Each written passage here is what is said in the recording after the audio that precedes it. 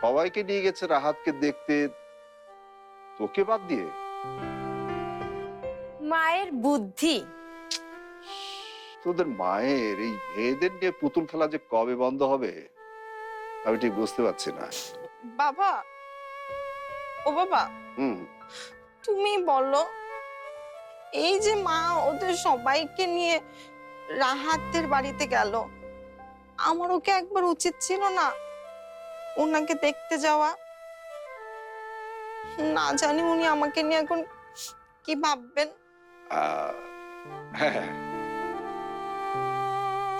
তুই কোনো চিন্তা করিস না মা, দরকার হলে আমি তোকে রাহাতকে দেখতে নিয়ে যাব।